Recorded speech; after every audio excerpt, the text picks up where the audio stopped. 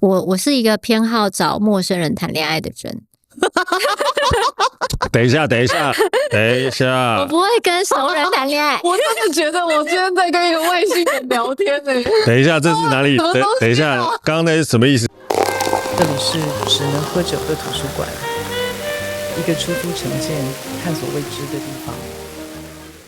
我跟你說，我的好朋友又來了哦。我的好朋友是曼黛瑪蓮，他這一次又有讓你看起來比較有內容嗎？何止有內容，我簡直就升華了一級哦。怎麼說？我自在了。我這一次挑了2款他們的超彈力時尚歐美內衣，超級好穿，幾乎忘了它的存在。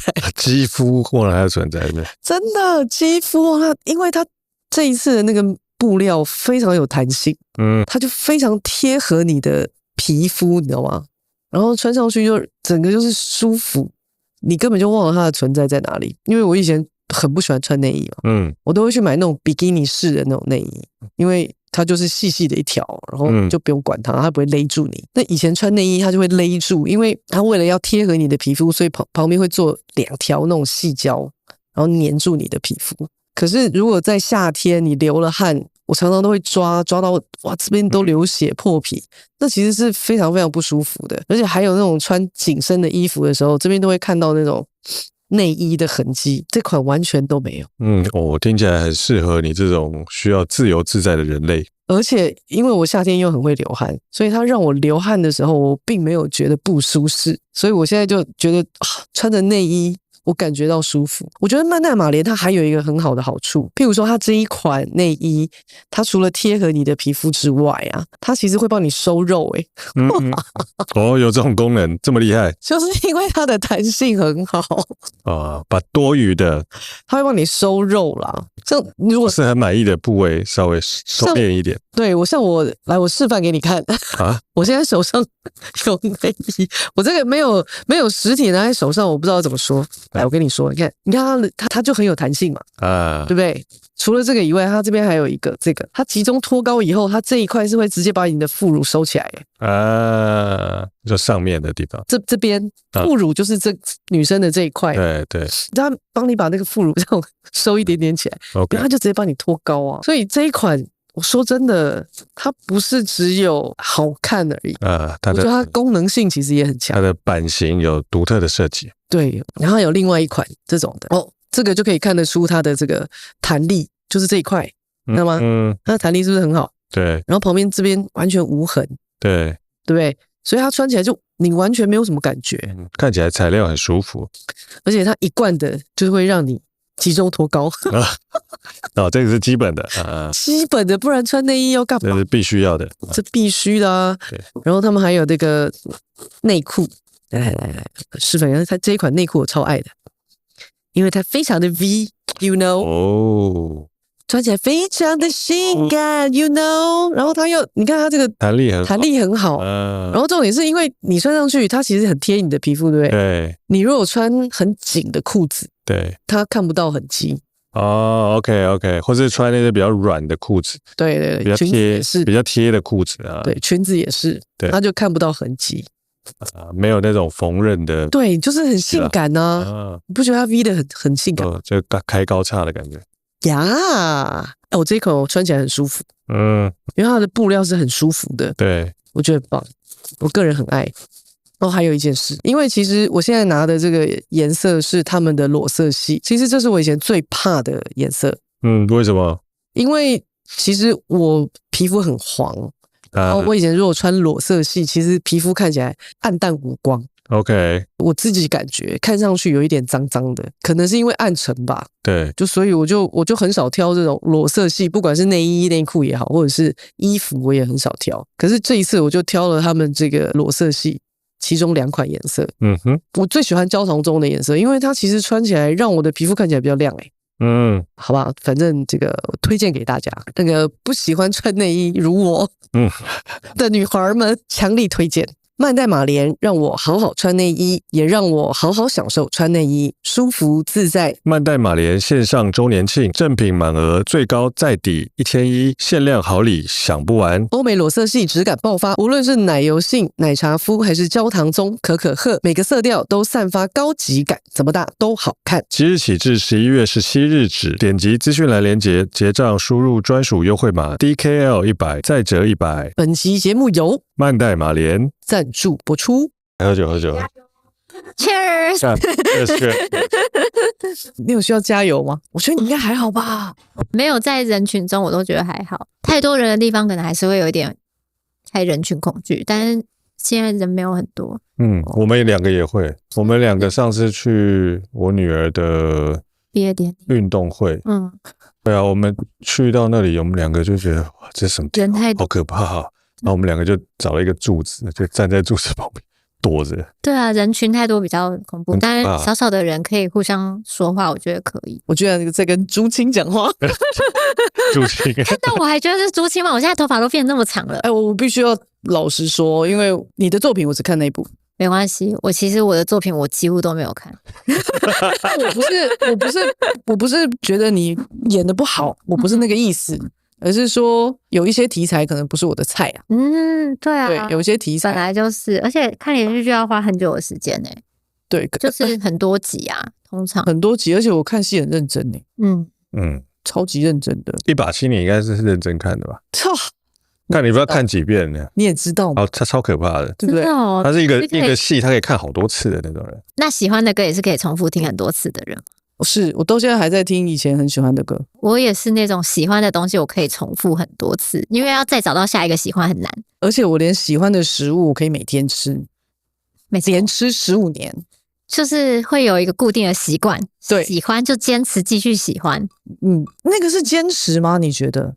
我覺得是還是你覺得那是一種不想改變？可是因為例如說我覺得這東西很好，我就會想要跟他繼續相處啊，不會覺得說我現在為了有一個新的東西出來，我就要放棄這個，還是會嘗試新的，可是舊有的喜歡會繼續在。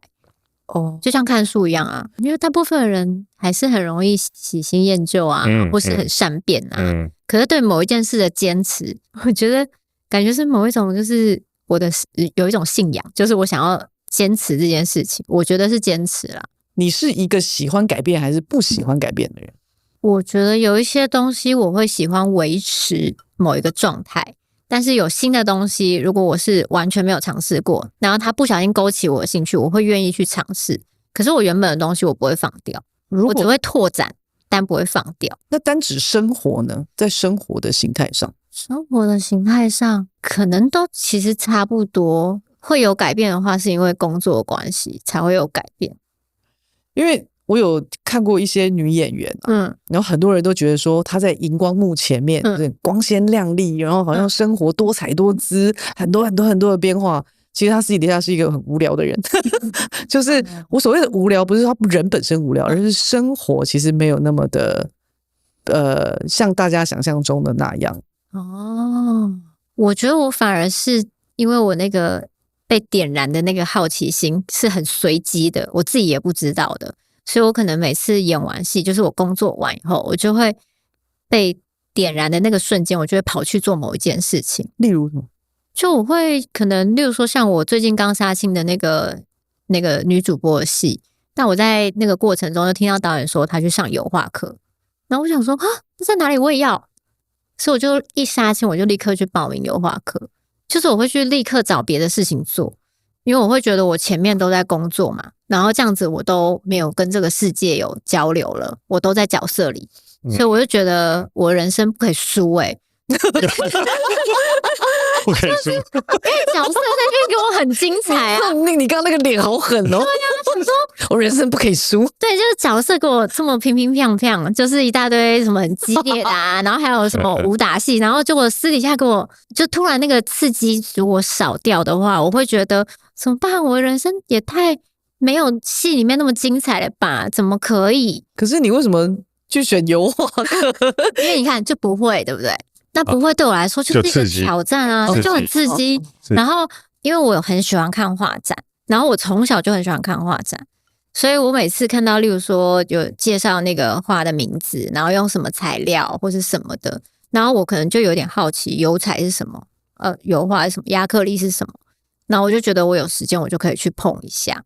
就是我沒有要變成一個真的是什麼藝術家或什麼，可是我會想要把我不知道的東西去稍微弄清楚那是什麼。然後所以當我沒有在工作的時候，我都是在看有什麼東西勾起我的好奇心跟未知。你是在那個演員裡面屬於比較文青那一掛的吧？大家是不是都這樣形容？可是你看小朋友去畫畫，你也不會說你這個小文青。不是啊，你那個臉，你現在是怎樣？你也想要把你自己變成流氓瓜是吧？我也覺得大家都不找我演一些激烈的角色，我也覺得。那你要先激烈一下啊，但就沒有激烈的場合啊。你的臉看起来就是很仙吶、啊，我看起来臉就是淡定淡定這樣子，但我內心可能有一些衝動，很想要在角色裡可以就是釋放，但目前沒有。例如什麼？你最想演的角色是什么？最近看那個格殺福順，就是一個殺手的。你想演殺手？很想。你想去揣摩殺手的心境。然後我最近在看的小說也是殺手的，然後我都覺得天哪，很有趣耶！因為現實世界你如果去做這件事情是犯法的嘛，对吧？對。我們還是要有邏輯的活在地球上，所以說，如果在戲裡面，在戲裡面的話，對，在戲裡面這件事情，它就是可以隨着故事、隨着角色情節去發生。然後，而且當一個殺手是一個體力活，然後我就覺得這樣可以有很多動作戲的訓練啊，或是有一些角色的那種，就是跟現實生活中完全沒有接觸到的領域，我可以透過角色去滿足我的好奇心。然後我很喜歡看這類的戲，因為它跟我的世界很遠，然後我就會很希望可以去詮釋這樣的角色，跟進入這樣的世界。那你平常私底下你就沒工作的時候，你都是在做什麼？沒工作，例如說有時候看到什麼有趣的我想學的東西，我就去學。然後沒有工作的時候，我可能就很喜歡看展覽啊，又是文青，看書、看電影，然後或是去散步，或者去走一些我沒有去過的地方，爬山。爬山，對，煮飯，對，就是這些生活上的瑣事。你到目前演過這麼多戲啊，你最印象深刻的是哪一部？哪一個角色？我覺得每一個戲好像都有一些印象深刻的片刻，所以並不是說就某一部這樣子。當然，例如說最近拍的，才剛拍完的，就會比較印象深刻，因為才剛結束這樣子。我都會覺得都是某一些片刻會讓我覺得，就是會有一些覺得天哪，竟然有在角色裡可以經歷這一些感覺，就是我平常可能不知道原來會有這種感覺哦。對，就是我沒有過這樣的感覺，但是是因為角色我才有這樣的感覺。對，因為我可能沒有這樣的經歷，然後是在角色跟對手互動的過程中，我才原來明白原來有這種情緒哦，在那個瞬間明白原來情緒的層次，還有這個角色的情緒原來可以這樣。你是情緒很少的人嗎？我覺得我是需要被觸發的，就是我不會自己一個人在那邊情緒就很多，我是需要被外界觸發，例如說透過故事、透過角色，或是透過旁邊的人渲染過來的。我不會自己一個人突然就情緒很滿，不是一個非常 emo 的人。對，我要透過別的東西。那個刺激過來了，然後我想，原來是這感覺。就是所以你的意思是說，你的生活當中的刺激本身很少？對啊，你就看看展覽，你能有什麼情緒？你看看展覽，你會突然感受到什麼？就頂多感動，對吧？例如說，這個作品在你面前，你覺得天哪，太美了，然後你覺得也太細膩了吧，覺得有一種很療癒的感覺，頂多就是這樣。那你在跟朋友相處，因為與人相處的時候呢，也是屬於比較這樣，就是植物人的狀態。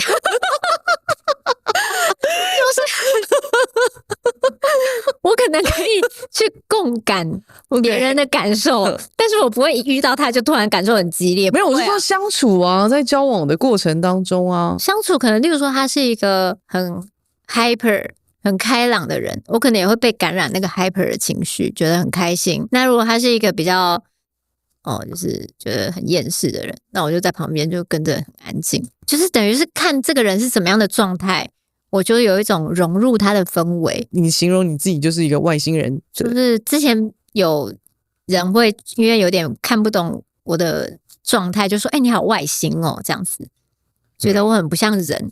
所以你知道我這一直演人類，我真的是我一直演人類，你知道透過這些角色，我去好好的學做人欸，真的哦。因為有時候我的邏輯可能狀態可能跟人家想的不太一樣，就比較跳痛啊，或是那個邏輯的狀態跟大家可能想同一件事的時候，在另外一個宇宙，對，所以反而是透過跟大家工作或者在角色裡，我才有辦法去真的比較體驗某一種人的一般狀態。我知道了啊，怎樣？他就是那個以前那個 MIB 星際戰警裡面那個外星人，然後他現在在學着怎麼當人類，他透過演戲在當人類，你知道一直 rehearsal， 对对对，然後才知道说哦，原來當人類是這種感覺啊。其實他是那一隻沙皮狗，我就觉得我很就是對啊，就是有一些非人的狀態，像以前在劇场可以演一些非人類啊，劇场比較有非人的，我知道演一棵树，或者演一个什么精靈或者無形的東西，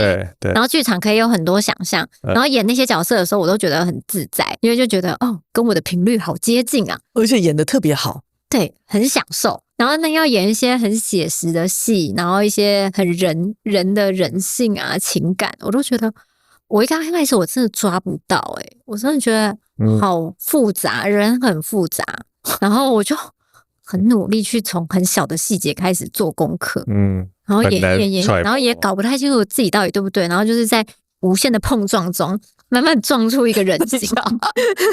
我在你知道，他對我來說是一個怎麼說？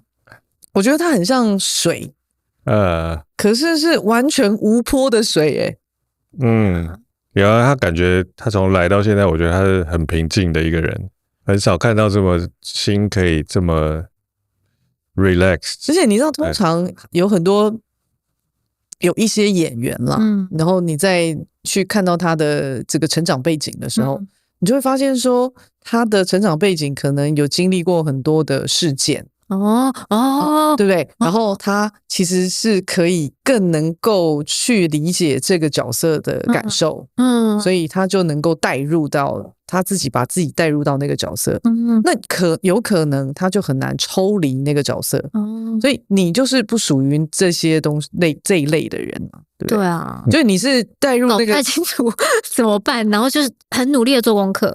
所以你是哪裡來的？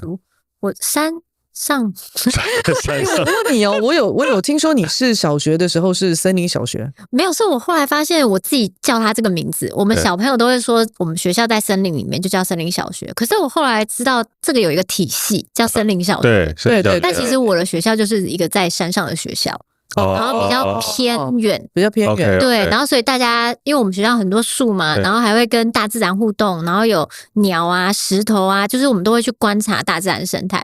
然後老師就會說，我們是一個在森林裡的小學。我小時候的時候，老師是這樣講的。所以老師跟你這樣講，你就這樣認為了？對，我就想說，對啊，我們就是念一個森林小學。然後長大以後才發現，原來這是某一種後來有一些體系，對，就是讓小朋友在一個比較不是升學狀態的方式去成長。沒錯。但是其實我覺得，因為我們那個學校就是比較偏遠，然後人也很少，全校加幼稚園加老師才100個人，全校也太少了吧？在100個人，所以很小，所以。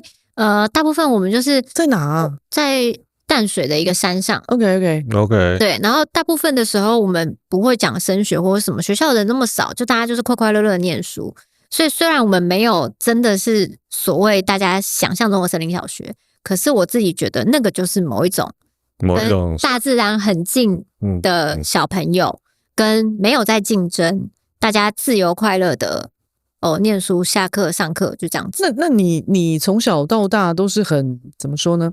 就沒有什麼升學壓力嗎？就是家裡也不會逼你，家裡不太會管這一件事情。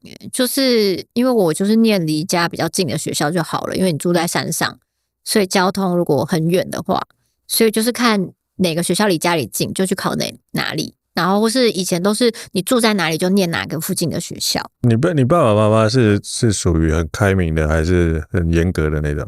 我覺得他們是大事情不管，因為大事情他就會跟我們說那是你自己的決定。例如說你想要做什麼工作，你想要讀什麼學校，這個是你自己決定的。但他們管的是小事情，例如說要有一些基本的禮貌啊，就是出去不要就是對人家怎麼就不禮貌啊，就是長輩要問好這種，要家教了。对，這種事情他們會講，但是其他事情基本上都不太管。你有兄弟姐妹嗎？弟弟跟妹妹。弟弟跟妹妹，你是家裡的老大。对，那你會管你的弟弟妹妹嗎？沒有。但他們跟你一樣是外星人嗎？他們 reasonable 很多。對。到底你是發生什麼事？同一個家裡長大，但是每個人都有不同的樣子呢。對啊，他們比較好像比我會觀察這個世界的規則吧。那你在家，大家都知道你在家嗎？知道啊，但是就是我弟和我妹也會覺得我有點奇怪啊。就是我可能從小就會在房間裡，他們在看卡通的時候，我在房間裡看書，然後他們在看就是那種很笑笑鬧鬧的那種節目的時候，我在房間裡看那個 DVD 那種是藝術片這樣子。然後我弟就經過就說：“這畫面怎麼從我剛經過到現在經過都還是同一個畫面？長鏡頭都會一直停在那兒。”看到侯孝賢的片。對啊，然後我就是一個人可以在那邊看這些東西，然後也自己很喜歡這些東西。然後像我弟弟妹妹他們都會帶着一種包容的心情，他們就會說：“不好意思，我姐姐比較奇怪，你們多照顧她。”這樣啊，你是以前那種小時候就是在一個人群當中，你就是屬於那種很沒有存在感，就是會隱身在人群之中的那種人。就我蠻希望我自己就是不要被特別注意到，然後我就可以專心的做我自己想做的事情。你的国中同學啊、高中同学或是大学同學都還在嗎？不是，我不是說活的，我的意思是說還在你，就是你還有嗎？你還有啊，还有都還有。那他們有人會覺得你很奇怪嗎？還是他們都跟你同類？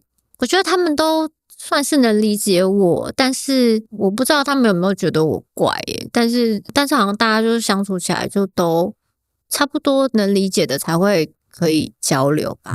所以還是有聯絡。不太一定耶。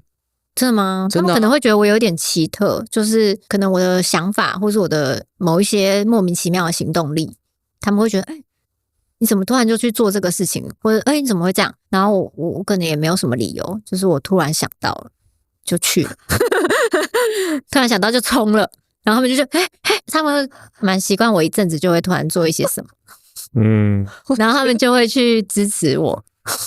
他真的是一個很特別。我跟你講，如果人家問你說你是從哪一個星球來的，你下一次就跟他講說我是從天王星來的。是天王星？為什麼？因為天王星的轉法都跟別的星球不一樣。它跟別人的方向不太一樣。可能別人都是左右轉，還是上下轉。你做很多功課，也不見得你可以有很多去理解那個角色啊。所以就很努力的去靠近這些角色。怎麼靠近？就想辦法，而且例如說你自己在裡面鑽半天，結果你的對手演員或是導演他會給你一些意見嘛，就是例如說你為什麼這樣詮釋，然後大家就會稍微討論一下，然後彼此理解一下，然後我覺得是這種互相丟接，再慢慢磨出每個角色的樣子。有時間的話，但有時候沒有時間，真的是直接用直覺、第六感去衝撞。你演朱星這個角色，應該是跟導演也磨很久嘛，对不對？然後跟你的對手的演員也磨很久吧？沒有，也沒有，因為我們拍片有時候就是很突然的嘛。因為台灣有時候拍片不是就是會有各種狀況。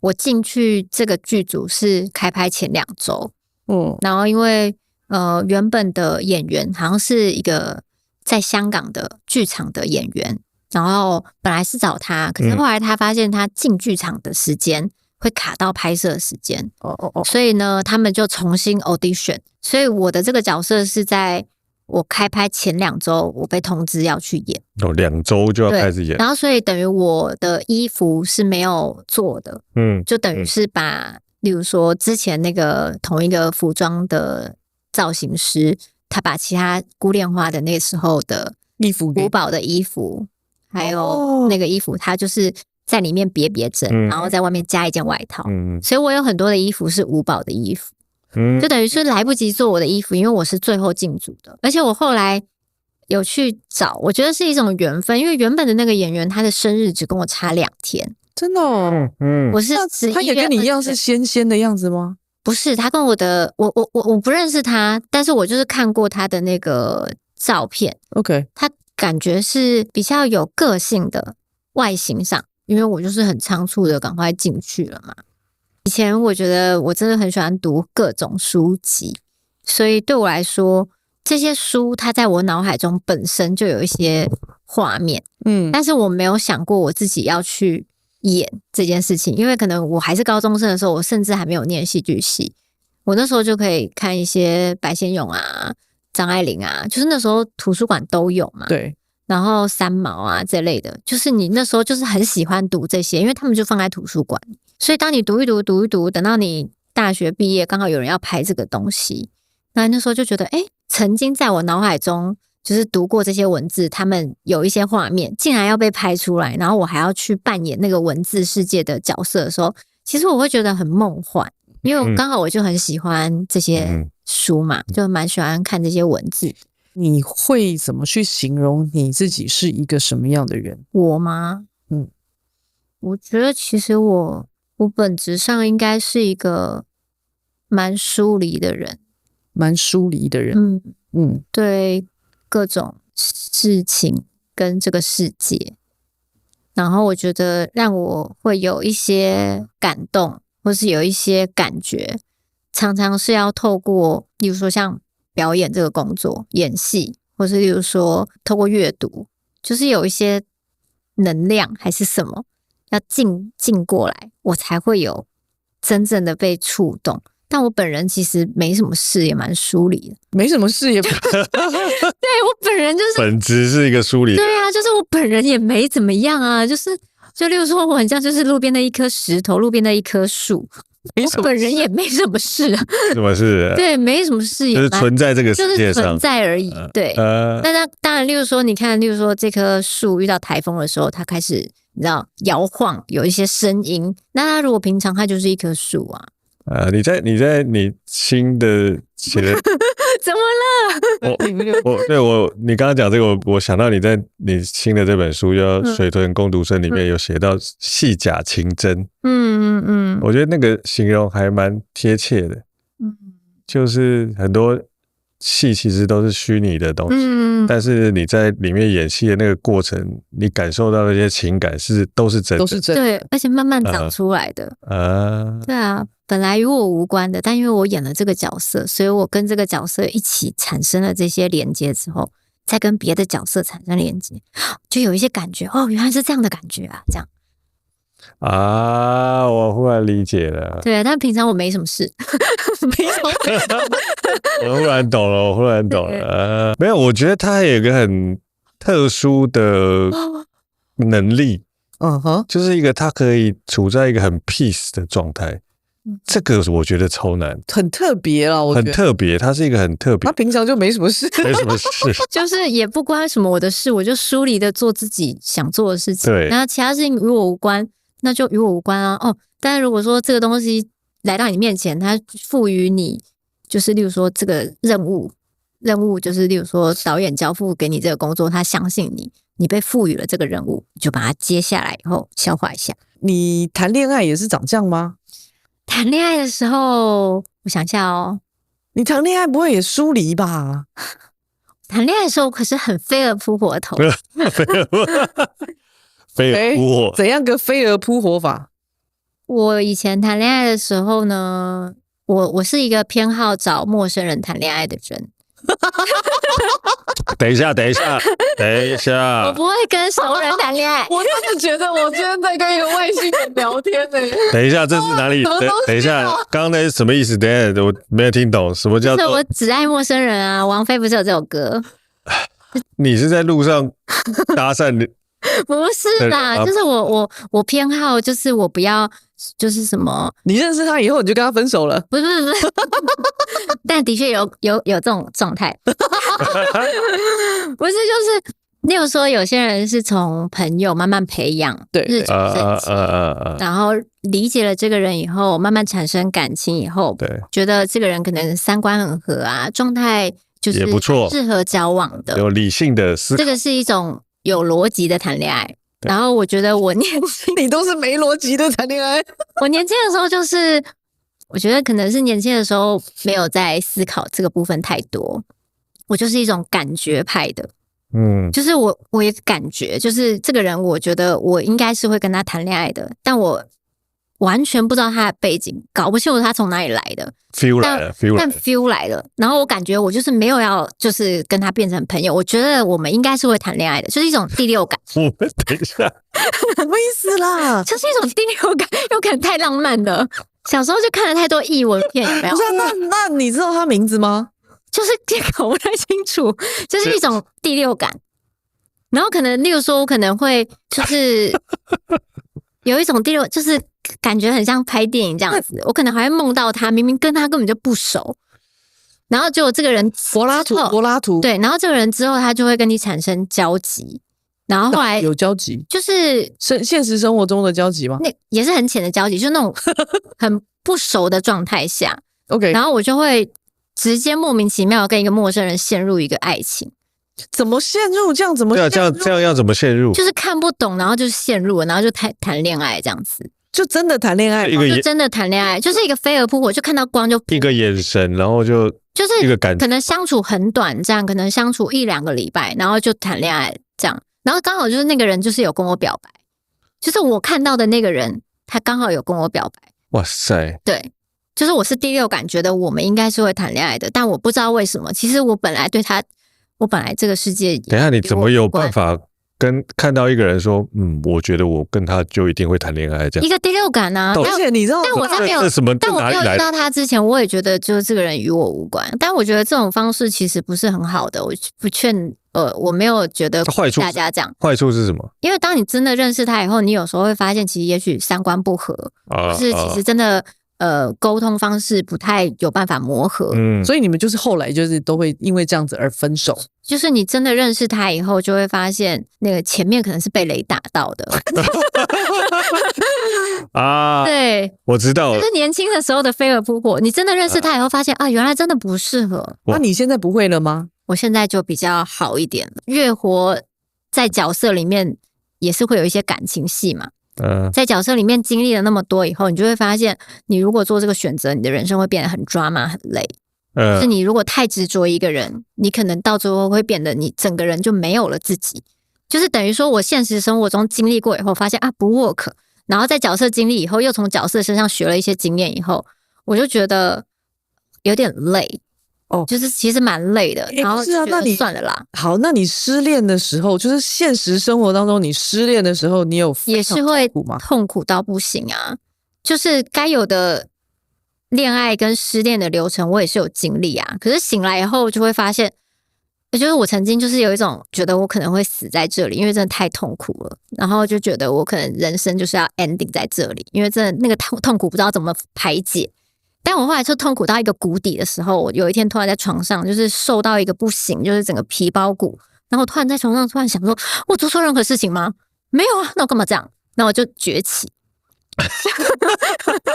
然後我就覺得重新奮發，然後我就決定要重新來 run 我自己的人生，重新來，不要，因為我就後來就想一想，我在遇到這個人之前我也好好的啊，那我幹嘛遇到這個人之後要死要活？失個戀而已就要死嗎？不行，我要活起來。然後我就重新活起來，就是小時候的事啊。我現在有 reasonable 一點點，因為我演了一些戲。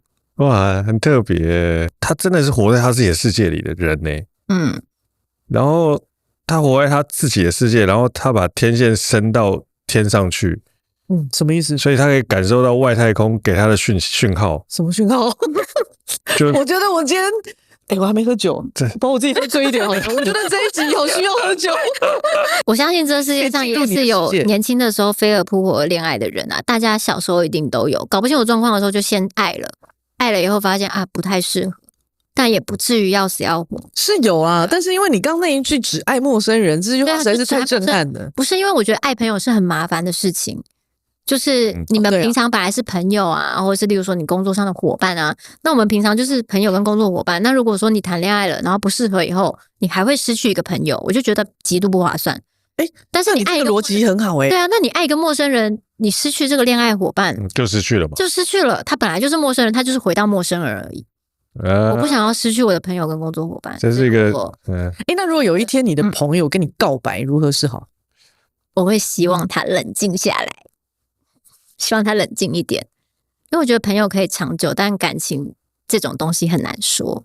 朋友比較容易長久，那搞不好他跟你告白之後，你會發現你其實蠻喜歡他的啊。可是不行，我真的太喜歡陌生人，我真的沒有辦法喜歡。沒問題，對不起，我的偏好啦，偏好我喜歡那種完全陌生來的一個 feel。我知道，這個聽起來比較刺激。對啊，朋友就是覺得這麼熟了，你何必再喜歡我？沒有什麼有趣的地方。這什麼結論啊？他說：“你想開一點吧，就是有必要嗎？我們做朋友不好嗎？對不對？做朋友不好嗎？不夠嗎？這樣子我會有這樣的感覺啦。但我不知道大家的邏輯是什麼。我很抱歉。最後接一句，這個很心虛，我不知道大家怎麼想的，對不起。這個很特別，對啊，我不想失去朋友跟不是開玩笑，他不是一般的外星人，他是真的是外星人的。那對你來說，什麼是愛呢？一種 feel 啊，我也不知道那是什麼。那喜歡呢？喜歡也是一個 feel 啊，因為平常我都跟我無關嘛，就大家各自過各自的生活。那喜歡跟愛對你來說是沒有差別的。就是我對這個東西產生興趣跟沒有興趣而已。對。所以你在你的世界裡面只有2種，就是有興趣跟沒興趣。對，其他的都沒有。對，就是開關沒有被開啟，我就不會对這件事情有感覺啊。那如果它被開啟了，才會有感覺。所以我覺得我真的是一個不知道就是開關的，我自己也不知道開關什麼時候開或關，它就是會突然。我也不知道。他感覺是一個完全是在靠直覺過活的人。對啊，是嗎？所以我也是想要培養一些邏輯啊什麼的，可是我真的数學很爛了，所以我也不知道怎麼辦，就可能我的設定就不在那邊。就你今天要不要做一件事情，是因為有 feel 了我就做，跟現在應不應該做什麼什麼，对都不管。Right now 沒有 feel， 那就不做，先放着啊。对啊。Right now 有 feel 就去了。他對我來說很像那個已知用火的人。但大家不是多少會有這個 part 嗎？每個人應該多少會有一點點這種直覺性的行動跟直覺性的有，但是有其他的東西有，但難免會有一些比較沒有那麼純粹的考量，比如說現實的考量實際的考量，對。對，因為它也一定是綜合的一個東西。對，因為你現在講出來，它就只有2種啊，一個是有興趣，一個沒興趣，一個是開關有開，一個開關關起來。我覺得對一般人來講，最難的應該是要能夠這麼純粹的去跟着你的感覺走，活在追尋這個感覺，feeling 的這個過程，對一般人來講是非常困難的。那你會跟那個就是你的交往對象，譬如說我愛你這種會嗎？甜言蜜語這一類的會嗎？開關開了才有，關起來的時候沒有。就是它不是一個被規定的事情嘛。當然。所以就是，例如說這個 feel 有這個 feel， 我覺得我可以講一下，也不會少一塊肉。講一下，我要翻臉的什麼東西？但你是屬於那種會撒嬌的人嗎？看有沒有 feel 吧。你看，所以還是有沒有 feel？ 他所有的一切都是有 feel。他就是不會被我設定。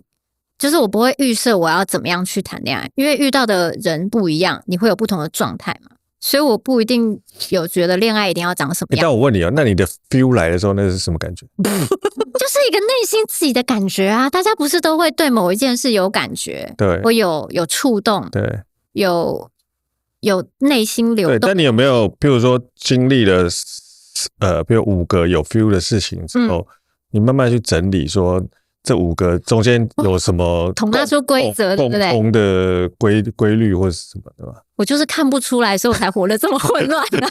就我內心那些東西，對啊，我其實沒辦法統合，我沒辦法統合。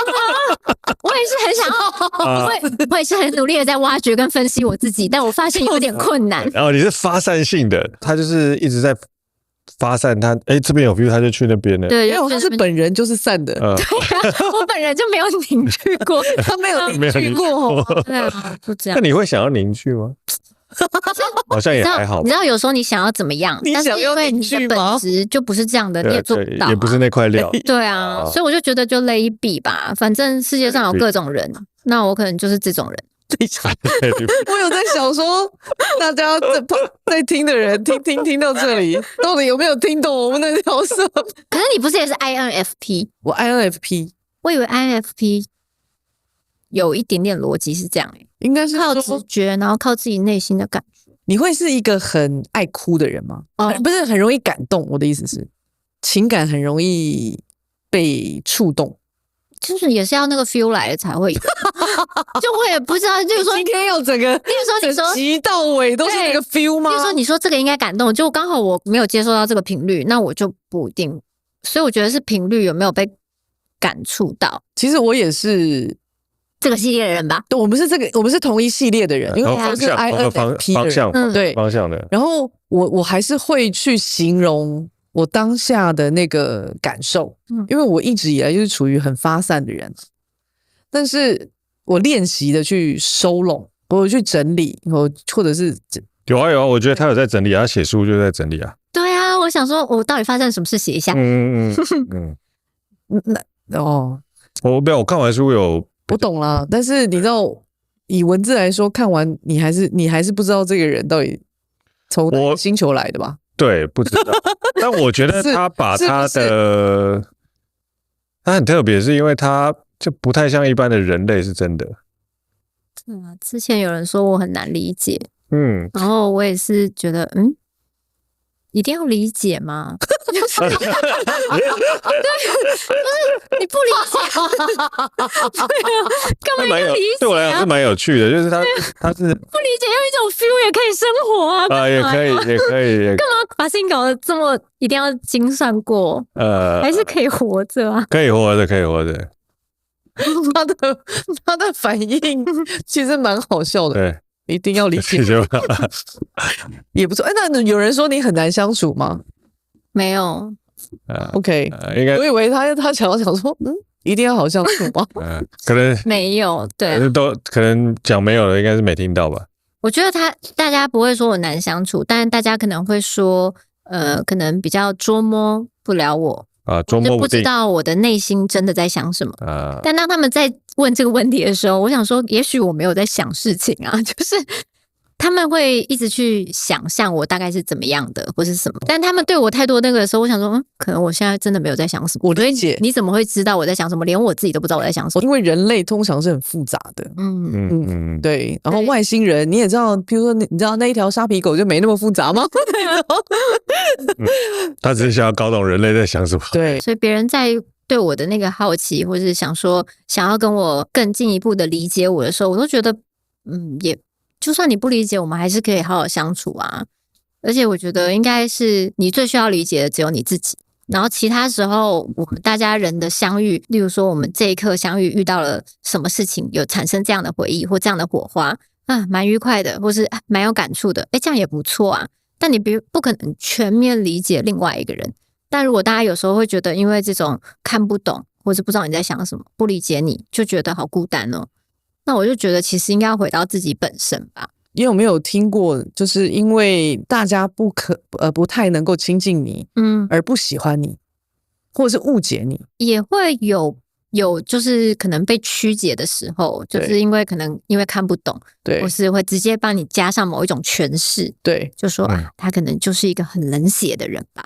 因為可能沒有為什麼，因為想演殺手，不是就是或者有時候可能有些事情我沒什麼反應，因為可能他剛好沒有碰到我的開關，所以我沒有反應。OK， 就会覺得說是不是有點冷血？OK，或是什麼？怎麼可能聽到這個東西沒什麼反應這樣子？對，然後我就覺得，所以我應該要什麼反應？就是我很疑惑，你自己都很疑惑。對，我想說，所以這樣就是冷血嗎？我甚至可能對這個形容不太能理解。或是我反而會覺得原來這樣會被人家看作這樣的狀態或這樣的人，然後我就會覺得那我反省一下，如果我不想要呈現這樣的樣貌的話，我要怎麼調整？就是在學做人啦。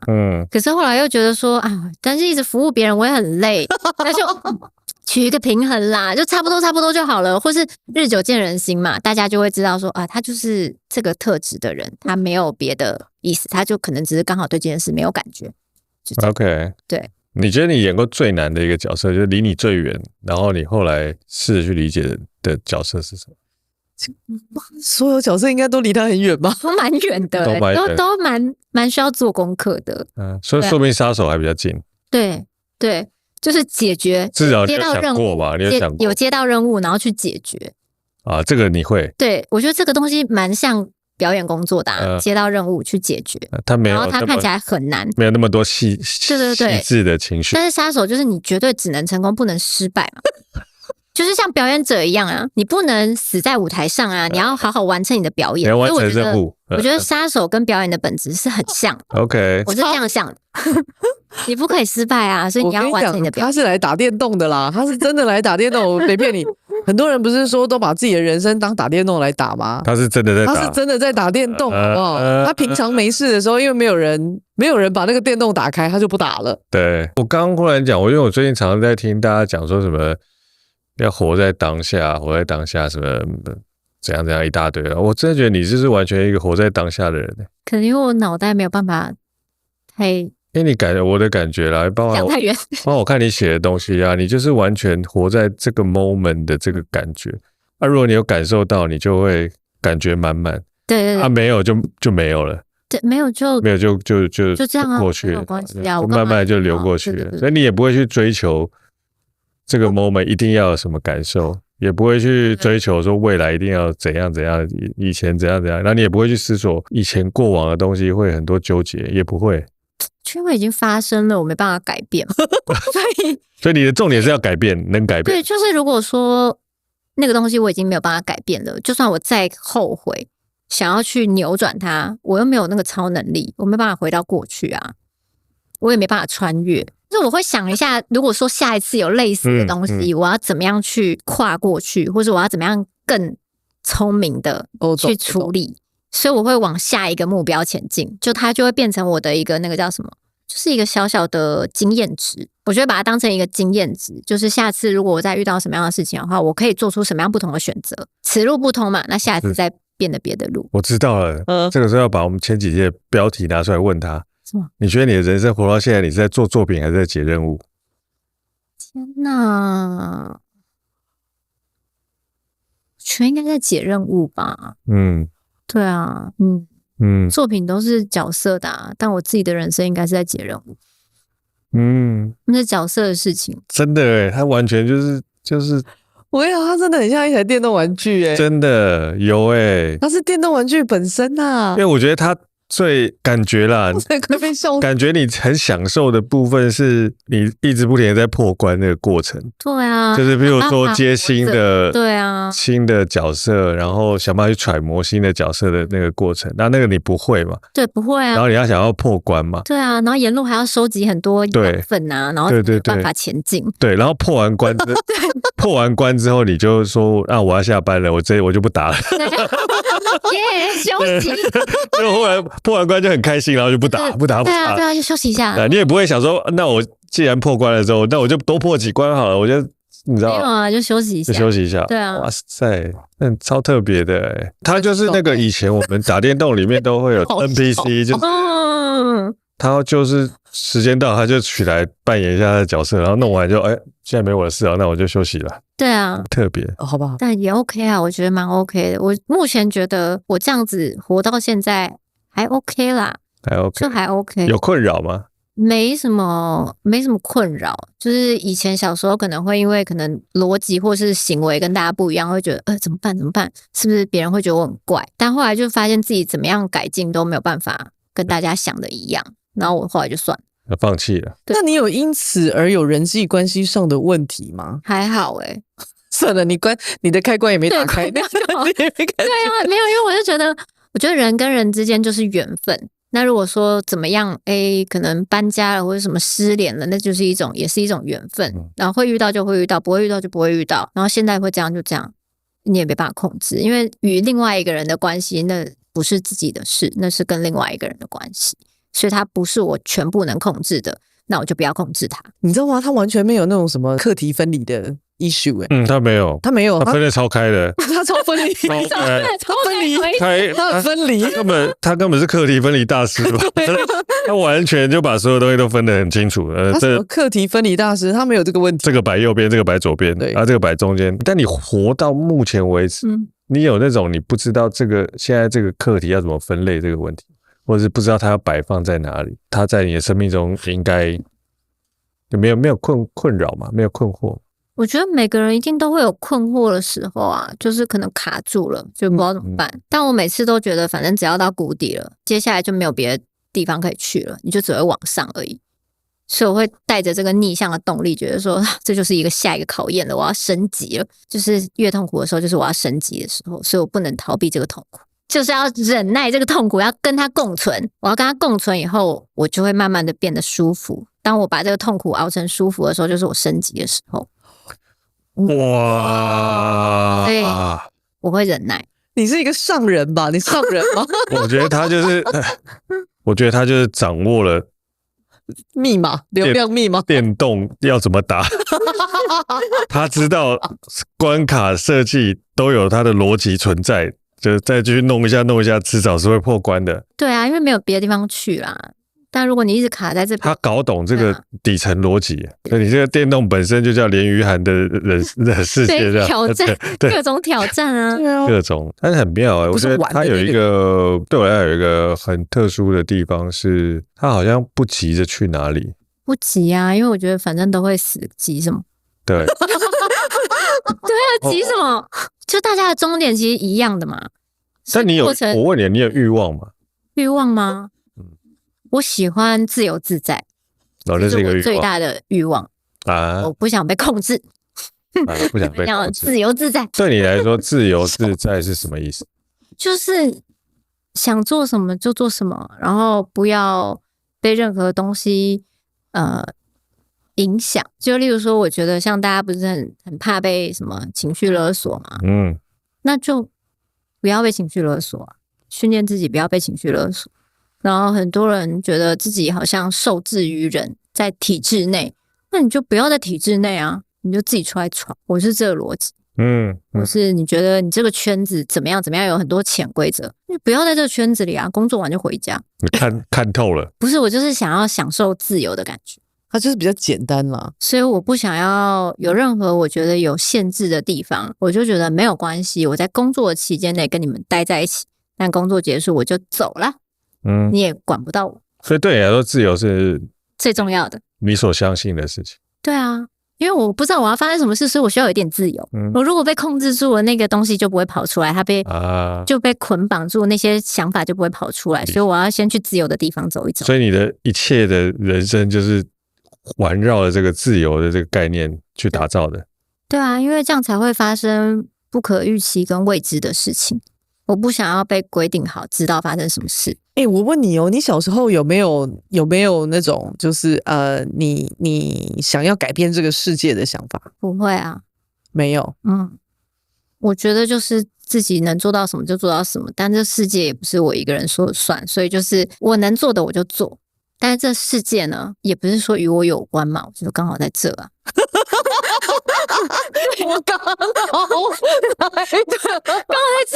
不然我現在知道你為什麼演一棵樹會演得特別像，就舒服，因為你就是那些非人類的東西。對，剛好在這，對啊，你就適合演一棵樹跟一顆石頭。對，我剛好在這兒，我快笑死。對，然後這個世界也不是因為我存在的，我只是剛好在這兒，我剛好在這。我覺得這個又不是我創造的，關我什麼事？這個底層的概念，我快笑死了。這是一個很深很深的底層邏輯的概念。你怎麼有辦法這麼的無所求，或者是說感覺好像，或者說疏離也好，或者是說沒有一定要怎麼樣？對，你人生有什麼一定要的嗎？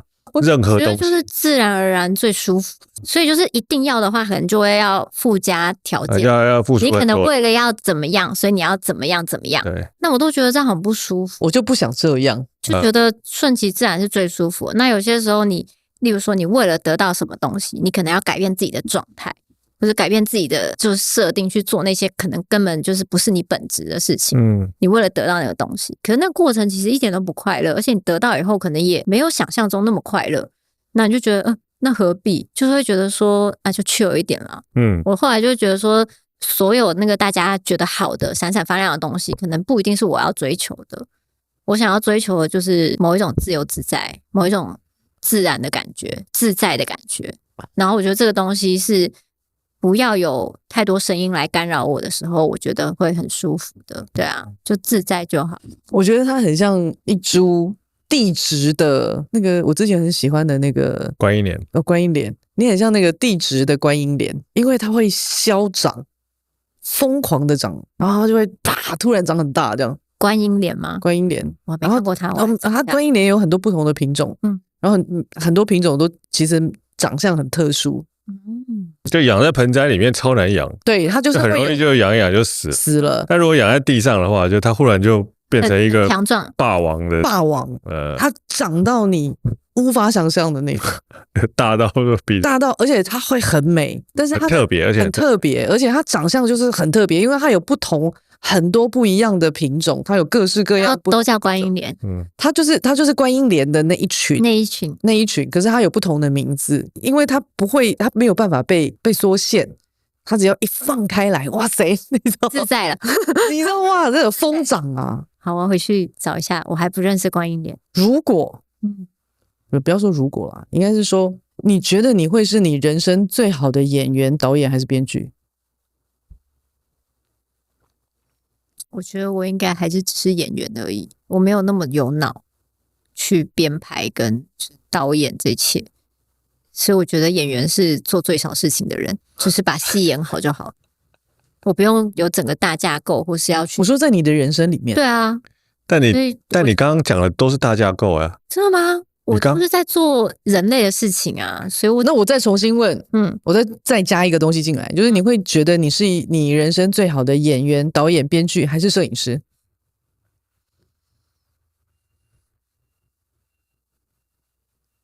那這樣可能是攝影因為我就是捕捉啊，我也不知道會捕捉什麼，但是我就是持續捕捉，就是攝影，可能也沒有想前面發生什麼事情，我就捕捉下來，紀錄片這樣。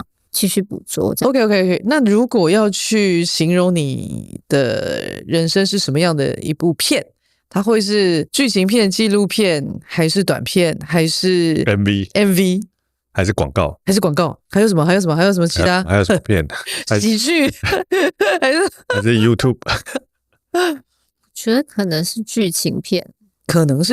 為什麼是劇情片？因為還是一部連續劇。對啊，因為我覺得在做演員這件事情本身就很像一個劇情片裡面的人，就是例如說一個演員的一個狀態啊，或者是什麼，我覺得很像劇情片啦，就是都是在詮釋各種事情。劇情片裡面的劇情片，我感覺比較是這樣。OK， 就是有一個角色組成的劇情片，一個角色組合起來的劇，那就是不一樣的。就不同片啊，同一個片啊，因為是演員嘛，是演員去做一個角色，然後由這些東西組合起來的劇情片，所以它是一個綜合的東西。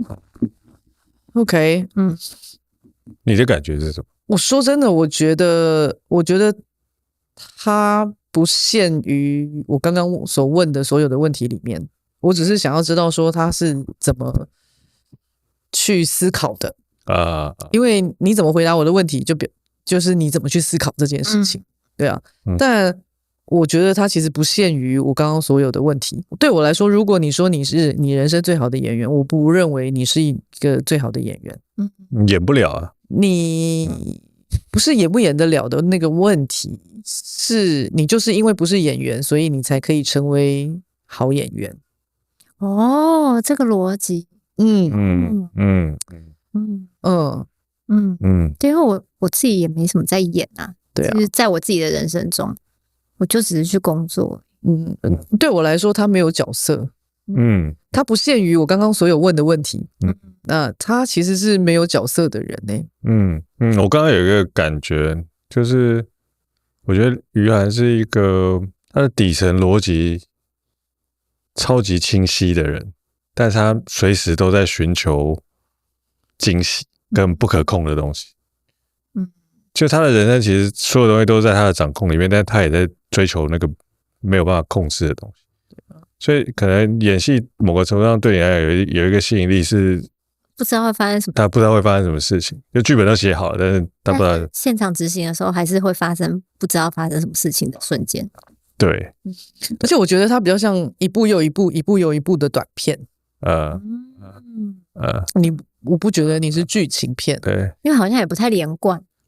对啊，你比較像一部又一部、一部又一部的短片，因為很多時候那個短片它其實是一種概念，对不对？或是一瞬之間的想法，对，然後他只想要講這件事情而已，然後這件事情講完了，我也沒別的了，而且可能你會感到厭煩吧？對啊，或者這個就一直在演同一樣類型的角色，你會不會膩？我會覺得，沒有別的了嗎？雖然也不會覺得說不好，可是會覺得總還有別的吧，可以去感受一下。對啊，總還有別的在哪裡吧？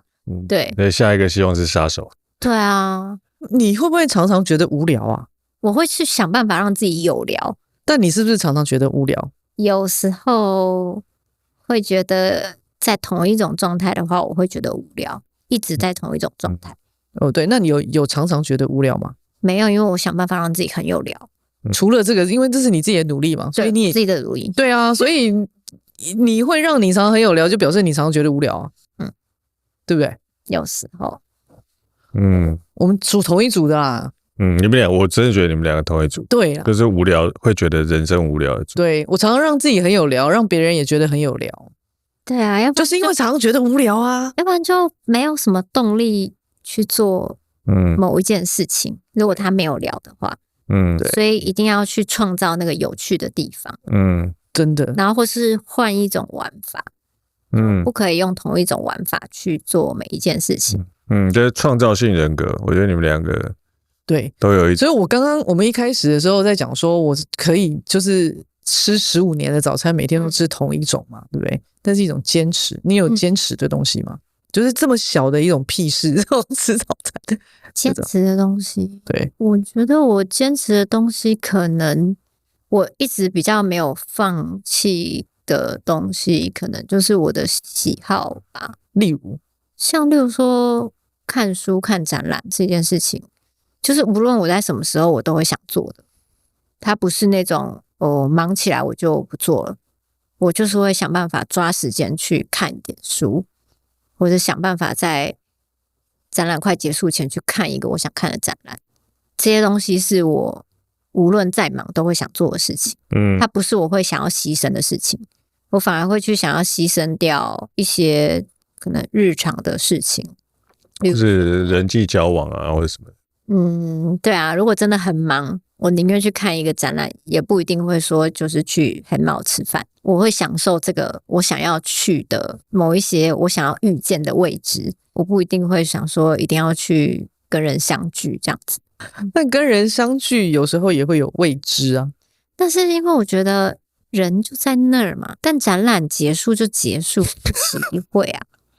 對啊，這跟一般人想法不一樣啊，因為人有時候會有意外，他可能人過2天就掛了啊，有點可能。他就提早登出了啊，那也是命。對啊，那就登出了。你人生中有糾結嗎？糾結任何事情。他的臉就一臉陌生。很小的事，你可能沒有什麼大事，但你可能有一些小事糾結。好像越長大就越不糾結，小時候可能比較。小時候糾結什麼？可能例如說自己跟別人差異太大的部分，要怎麼樣修正，讓人家比較看不出來，或是不會覺得我真的好怪哦，或是覺得我怎麼想法這麼奇特，就是這麼難以跟人就是交流，很難理解。我小時候會很努力的想要，因為想說再怎麼樣都要出社會嘛，所以就是想要跟大家如果狀態差不多的話比較好工作。很努力的想要做这件事情，但我長大以後就發現，既然做不到，那就算了，就真的做不到啊！就是我就算理解的再多，可是理解的再多，但是我的身體慣性不是這樣的。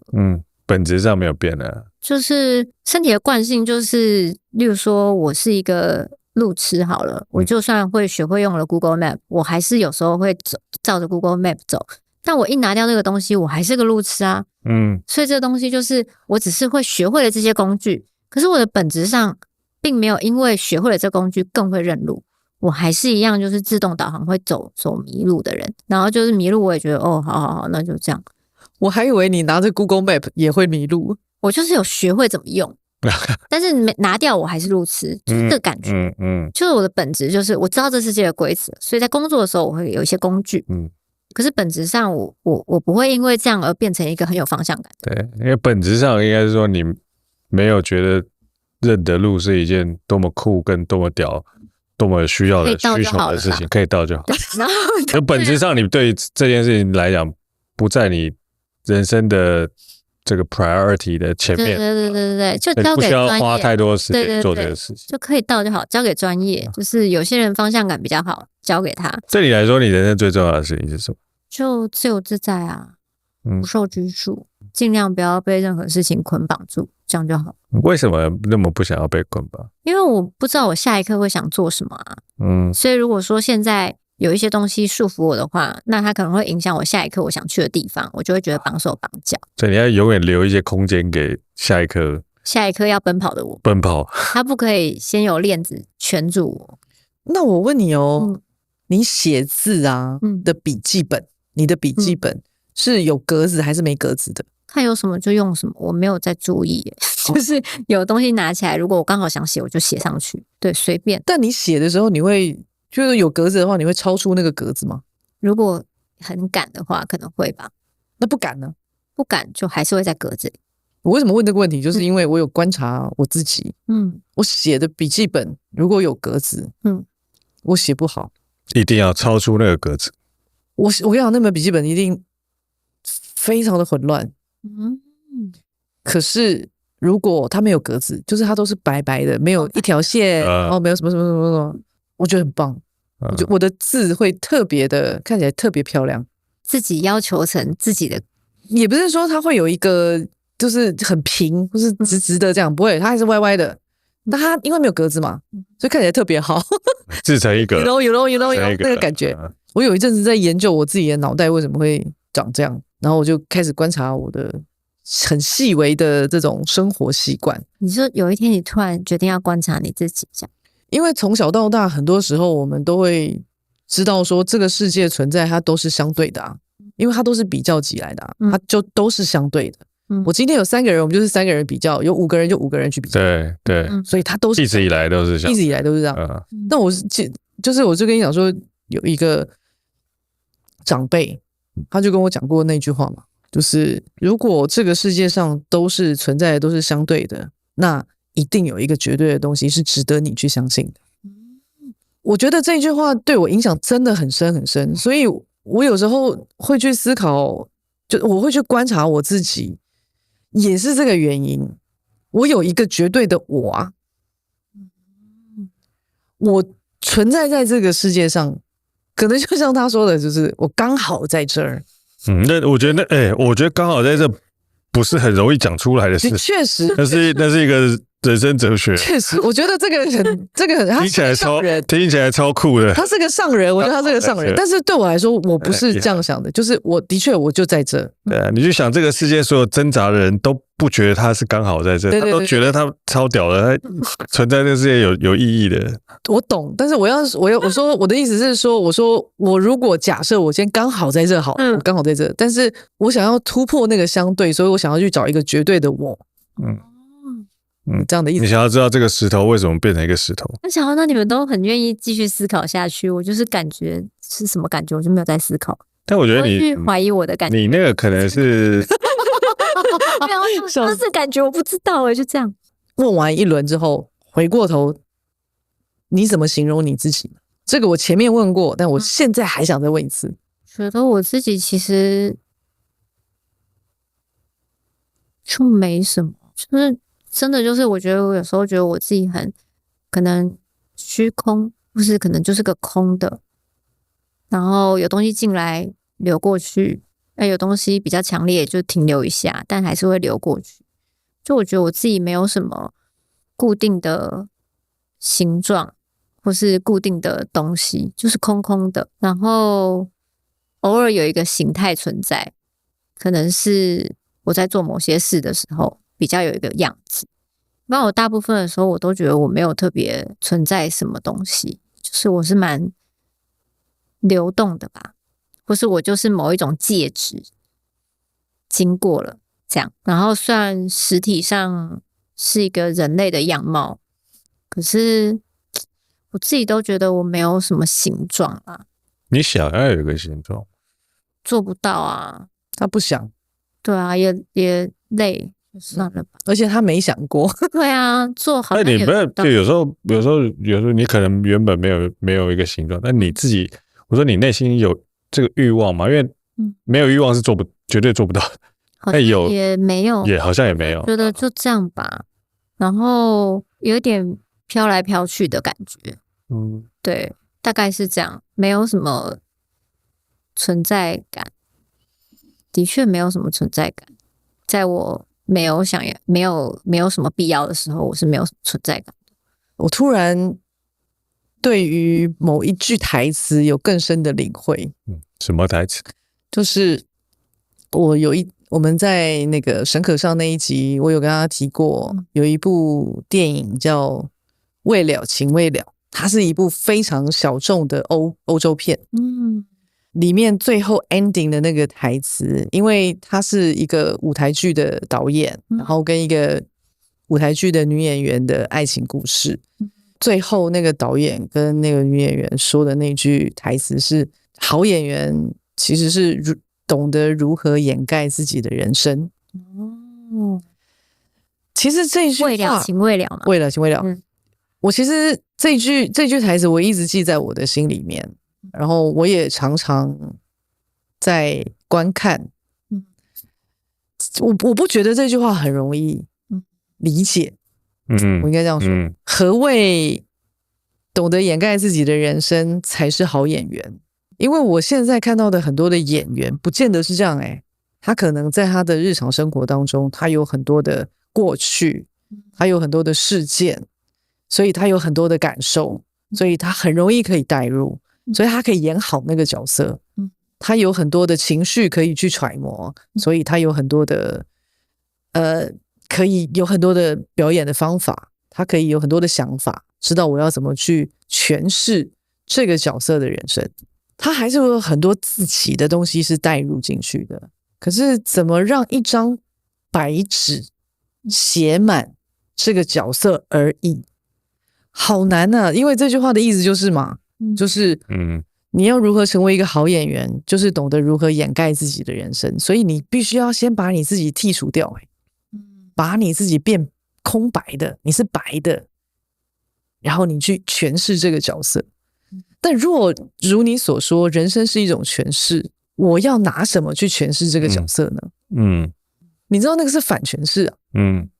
就是我怎麼詮釋這個角色？是把我自己變白了，詮釋這個角色，還是我帶着我自己的某一些情緒跟感受，去詮釋這個角色？是不一樣，是不一樣的，它是不一樣的嘛，所以我就覺得這件事情很有趣啊。那我這句話我一直在思考，所以我每次在看人家演戲，我不是說要去八卦或者什麼，不是那個意思，就是說我很想要知道他怎麼詮釋的。我是一直這樣子來來回回，我是去看他怎麼去詮釋的，因為我覺得這件事情很有趣啊。你的人生裡面真實的世界裡頭發生了這麼多東西，發生了這麼多事件，那你怎麼去詮釋這個角色？你把你自己扒掉了多少，然後去詮釋了這個角色，還是你帶入了多少去詮釋這個角色？你帶有多少的自己幾分去詮釋這個角色？我每次在觀察這件事，其實我在看的是這個，心機很重。但我覺得這件事情就是對我來講很有趣嘛，很有趣。你看戲的時候會想這麼多事情，對啊，我就是會看這麼多事。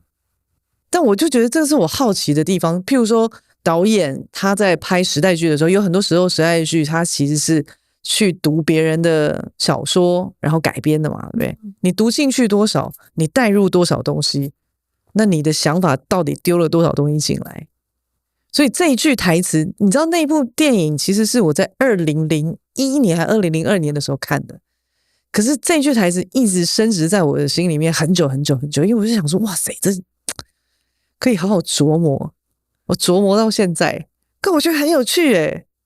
你是一個很有趣的觀眾啊！你看電影可以想那麼多，很有趣。對啊，我看電影真的享受到的東西很有趣，還可以自己一直回味跟反芻，我覺得好好玩哦。對，因為這些東西很有趣啊。這個如果我只是剛好在這個地球上，對，那我總是要帶一些有趣的東西離開啊。那這個就是我覺得最有趣的地方。我怎麼去看別人詮釋他自己的人生？詮釋別人的人生，無論你是什麼角色，你是導演也好，你是編劇也好，你是攝影也好，你是演員也好，甚至你是他媽的茶水都好，好不好？那你怎麼看呢？我覺得這個對我來講，對啊，太幽默了。對啊，你怎麼去詮釋自己的人生？對我來講，我覺得太重要了，因為那個很多時候不是你得到了多少成就，你賺了多少錢，而是你現在過得這麼苦啊，你怎麼看待它？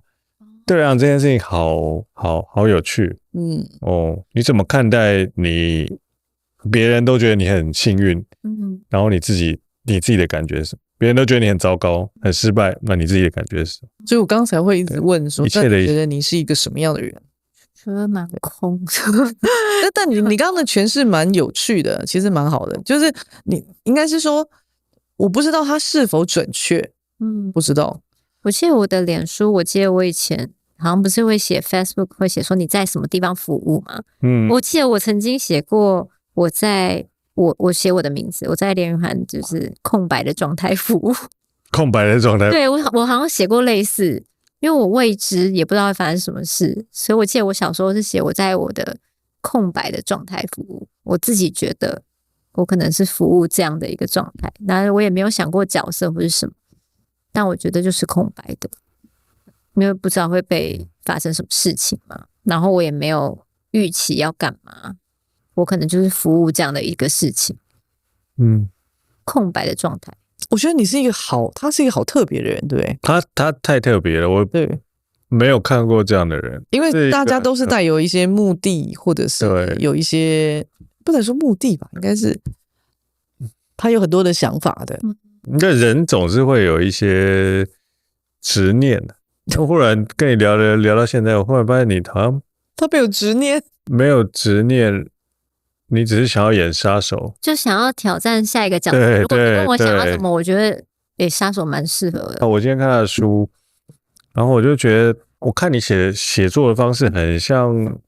有受到蠻多日本文學的影響，我很喜歡，看有一些那個開頭起手式，很有日本的文學的味道。對啊，在圖書館我會走去那一區，就是日本文學的區。以前在圖書館工作上架嘛，然後其實因為都是別人借完書，我們要再把書車推過去，去一一把它擺回去。我停留的通常都是日本文學翻譯的。對，但其實我也不知道那到底是日本文學本來就寫這樣，還是翻譯都把它翻成那樣。對啊，因為我看不懂日文，其實就是翻譯的。不知道，也許是翻譯的那個人，說不定是翻譯的方式，我很喜歡。對，都是都是那幾個翻譯。對，都是那幾個。对，然後就會寫說這個或許是什麼什麼什麼吧，然後就你知道那個，就是可能我閱讀的都是這些翻譯文學。對，我有感受到那個你寫字的方式很像日本文學的方式。所以我自己在翻譯我自己，就可能我內心的語言我自己再翻譯了一遍。對，有可能。对啊，就內心的那些感覺，把它整理完以後，翻譯出来，可能就是也是一個自我的翻譯體。但我覺得你其實是一個有很多感覺的人。但是要有發生事情才会有感覺啊，沒什麼事，沒有感觉他開關有沒有開？對啊，沒發生什麼事我也。但我覺得你蠻厲害的是因為你只要開關一開，你就有辦法想辦法。去把它 catch 下來，抓下來，然後把它不管是變成一個創作，包含你現在本質是在做演員這個身份，然後你還會去想辦法寫書，就表示你其實有很多的感覺，你沒有地方可以抒發嘛。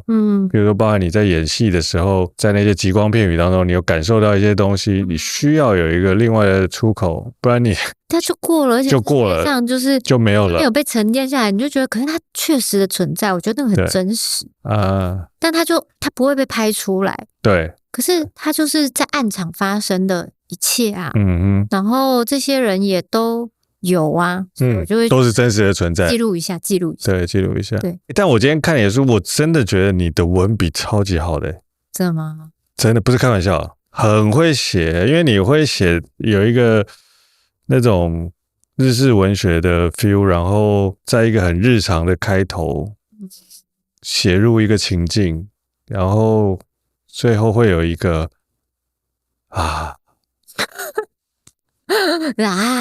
這樣就是你知道人生好像就是這樣子齁，然後就結束。對，然後它很有趣，是因為你任何時間都可以把它打開來看。我覺得是配合大家現在的，然後隨時都進得去，隨時都進得去，然後隨時也可以出來，然後把它合上來，然後再想一下。就想說大家這樣子輕鬆一下嘛，閱讀也不是很嚴肅的事嘛。你剛剛的形容就是他這個人本身，就是我隨時可以進來，但是我隨時可以出去。但也不見得要停留太久。對啊，他沒有想要停留太久的意思。可以了，這樣經過一下，因為他會覺得無聊。好了啦，這樣子可以了。再下去我在你人生只要有一個 moment， 對，一個 moment， 一個 feel 就好，你覺得 chill， 不需要持續，不需要長久。對啊，但那個太不自由了。对，只在乎那一刻嘛。對啊，不用在乎天长地久啊，只在乎那一刻就好了，沒關係的。對啊，我覺得是 OK 的。難怪他只愛陌生人。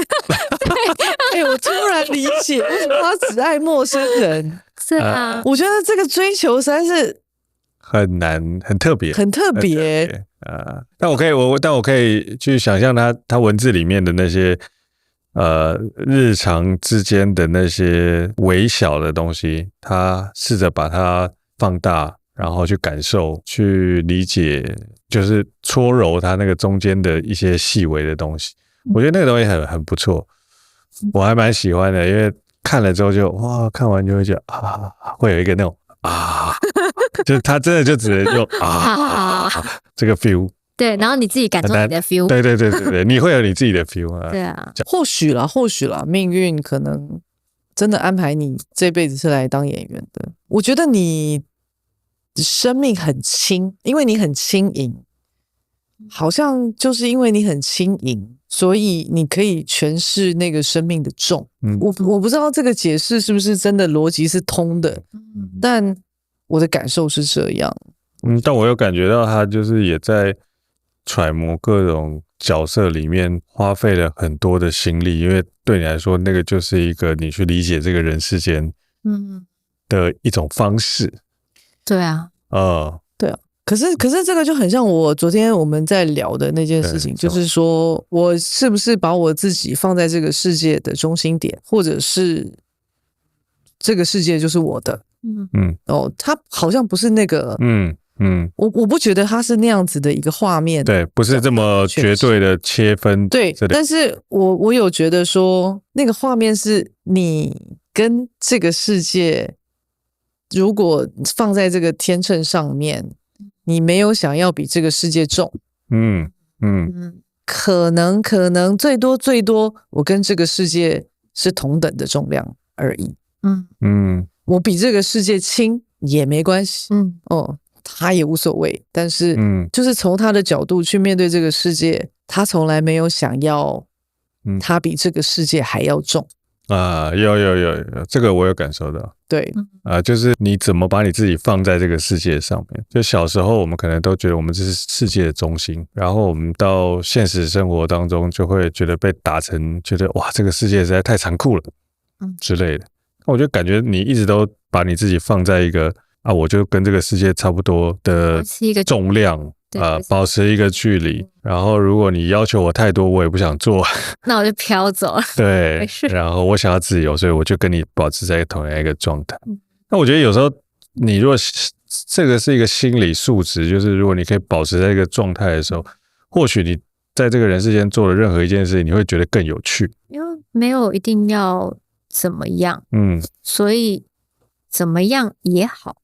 都好，都好，這個很厲害，這個很厲害。沒有一定要怎樣嘛？這個心理素質是超強的。對啊，所以我就說，對我來講，他是一個很輕的人，很輕的人才可以承受很多的重，对我來說是這樣。但你這個觀察有蠻安慰我的啊？怎麼說？因為我好想演喜劇。怎麼找我？奇怪。奇怪的原因可能是他們有看到這種特質吧，可能喜劇可能是平常要悲慘一點的，因為喜劇會比較好笑，那個重量不一樣。對啊，但也許這個邏輯，也許是他們選我的原因哦，有可能知道我不太會被這種事情傷害，有可能就是我演完就演完，沒事啊。對啊，我只能說我很少看到很純粹的人了。我只能這麼說，因為我其實蠻希望看到別人笑的，演戲的時候嘛，就是喜劇的時候可以看到大家笑到落淚啊，那我就覺得這樣子好開心啊，大家都好開心啊，我覺得這樣世界很開心，這樣就蠻想演那樣的戲的，結果都沒有找我，但現在演的都是對，就是生命很重，所以对，大家可能會不自覺就覺得很悲傷落淚。可是我在劇場的時候，因為有很多有趣的戲或有趣的節奏，劇場比較沒有這種一定是什麼類型，有時候可能是荒謬劇，所以大家可能在劇場就算演很嚴肅的東西，可能因為節奏一轉換，大家就會噗嗤一笑。我其實很喜歡那種觀眾看一看不自覺笑出來，我覺得讓別人笑是一件很棒的事情。然後所以在劇場的時候，我大部分都演讓別人笑的角色，但是在影像世界裡比較沒有比較少，比較沒有機會啊，比较沒有機會啊。但是你剛剛的觀察讓我覺得蠻療癒的，可能也許是因為我可以做到這件事情，又沒有對我的精神上有什麼負擔，就是我真的不会被這種沉重傷害，所以也許我剛好就會遇到這些角色來遇到我，在這個剛好的時候就剛好遇到這樣。但我覺得有可能是你在日常生活中只要扮演你自己，你就蠻好笑的，大家就覺得蠻好笑的。我身邊人也都大家就覺得蠻好笑的啊，都覺得很好笑，很幽默，超鏘的啊。對啊，所以大家在我旁邊笑來笑去，我也覺得很快樂。所以也許是這樣，我懂了啦。他的人生其實真實的人生其實是一部喜劇。對啊，是這樣吧？有一點荒謬性的，荒謬性的，所以就蠻好笑的，很輕鬆的。因為他看所有事情都是很離譜的一個觀點來看的。